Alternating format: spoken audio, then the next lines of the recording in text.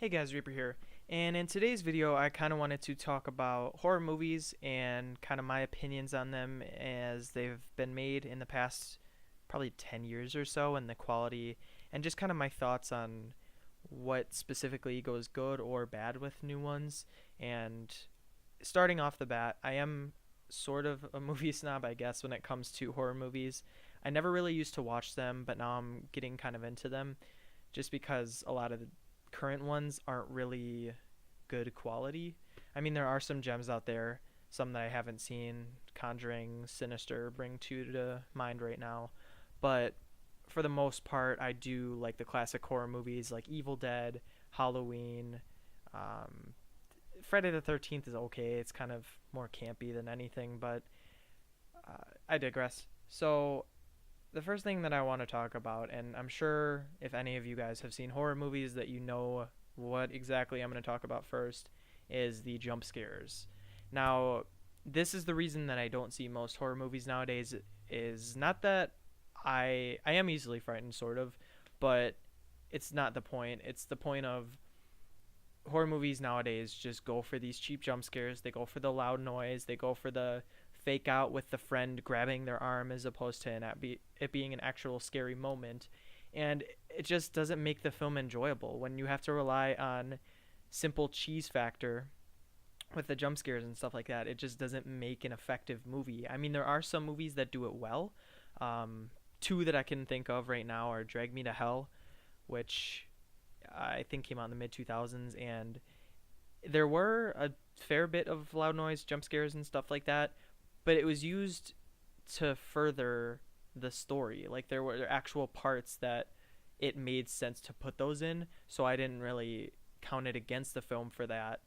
Instead of, like I said, the fake outs where the person is just grabbing their arm and it's nothing. And the second movie that I could think of, again going back to kind of classic roots, would be Halloween. There's a scene that I remember watching in one of Chris Stuckman's videos, and he was analyzing Halloween, and I think it was like a side character. I think Loomis, if I'm not mistaken, the main doctor. He showed up behind, I think it was Nancy, and it was shocking.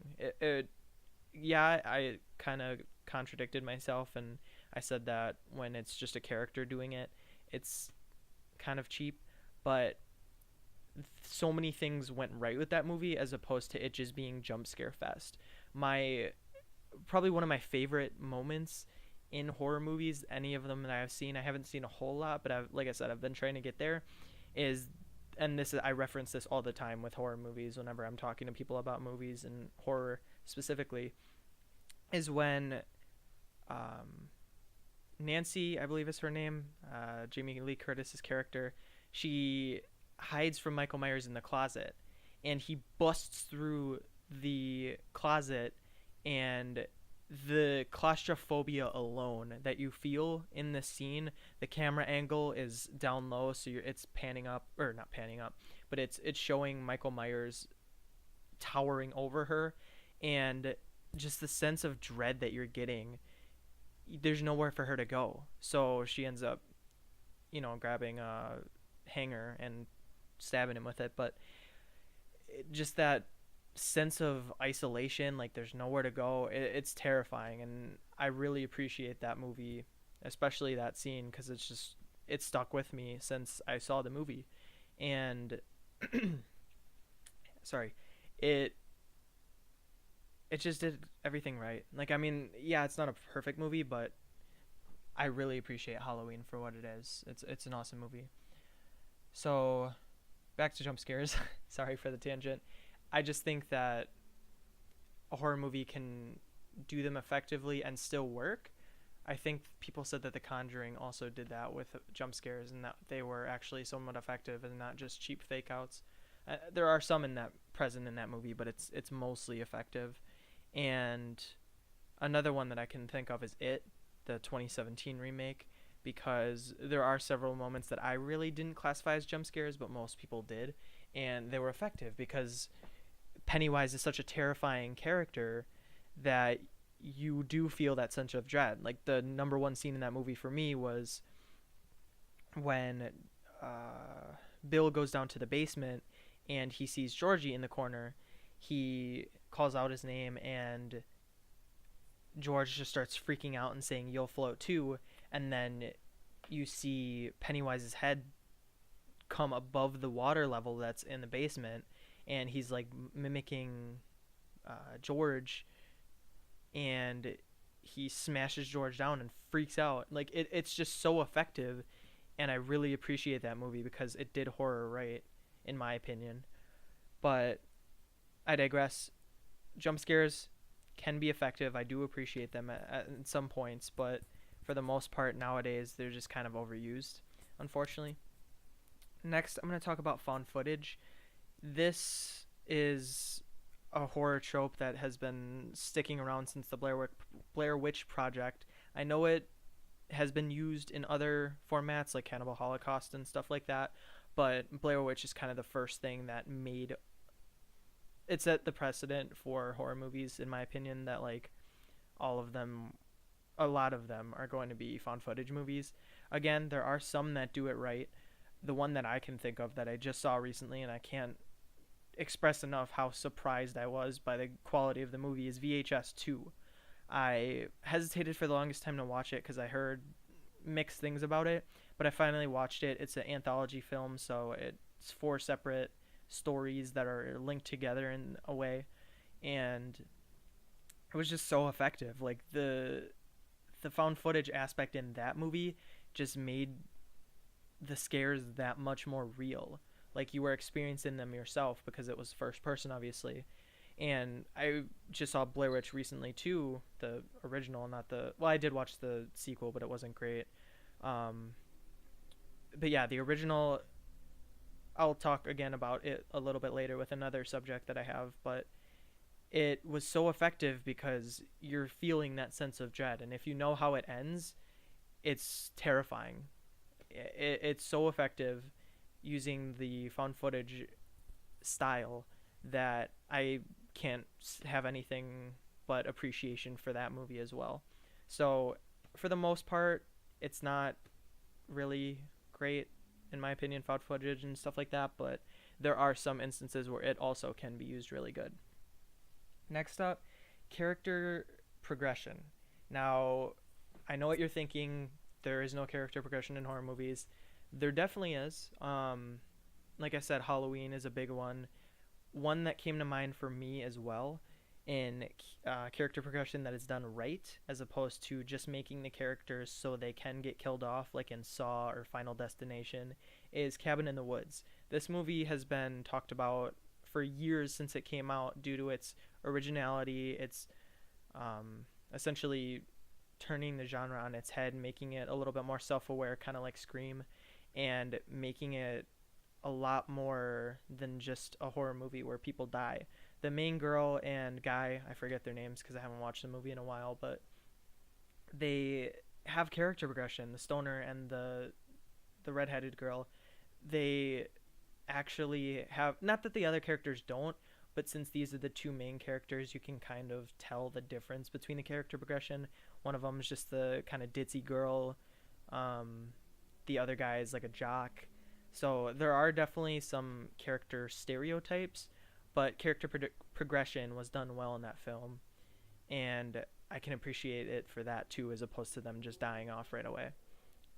Next up is, I've noticed that a lot of horror movies that have come out lately, again, not the greatest quality, but the really solid foundation ones are indie horror films, which is really cool because even in gaming and stuff like that, a lot of the indie games end up being better than some of the AAA titles, which is really cool.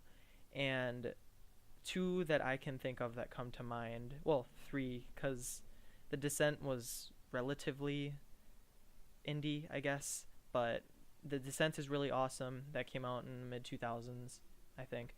And VHS 2, which I already talked about. And the last one is It Follows. This one I had heard about, and it was really divisive too, but not found footage. It's indie produced, and it just was so effective. There was not too many jump scares. There was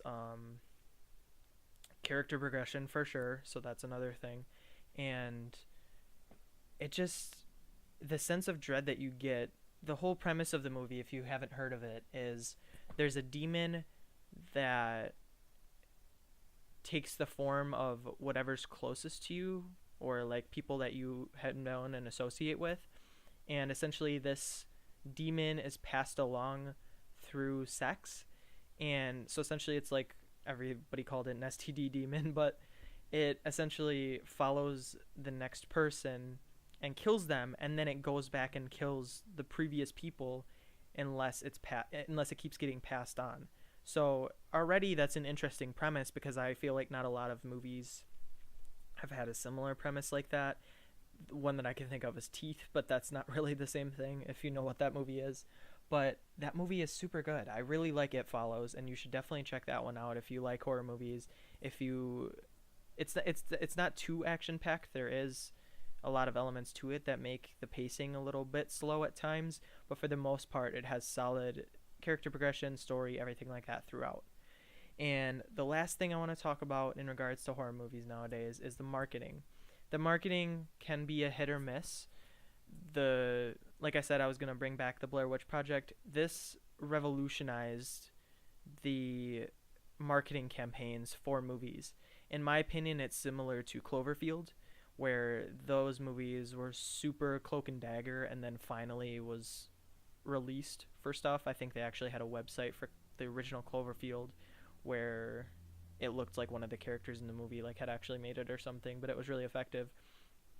For Blair Witch Project, if you don't know, the marketing campaign was essentially they put up missing posters and like a real phone number and stuff like that that you could call to locate these kids, because the makers of the film like made sure that in their contracts like they couldn't really be seen too much in public, to give off the illusion that they actually disappeared. And that is pure genius. Like, this was before the internet was really like a big thing. The movie came out in I think 1999, so obviously the internet was around, but it was so effective because people actually thought, like, they sent condolence letters to the houses of the actors' parents and stuff like that. Like, it was so wild and super cool to hear about, well, in terms of like how it worked and how it was effective. So marketing, instead of just marketing it as putting all the scariest jump scares in the movie, you can be more effective than that and be creative. And I want to see more of that in horror movies nowadays, because horror is a quintessential genre to movies, because it really can be as good as comedy in terms of getting emotion and getting reactions out of people. So I definitely encourage Hollywood to hopefully beef up their horror aspects and stuff like that, and branch out and make it not just the same thing just for a cash grab. So hopefully this video was interesting to you guys. A little bit longer than I anticipated, but I just had a lot to say about horror movies. So hopefully you guys enjoyed this video. If you liked the video, drop a like. If you have any suggestions for other videos or anything like that, leave a comment. Subscribe if you enjoyed the content today, and I will see you guys later. Have an awesome day. Thank you for watching. Bye.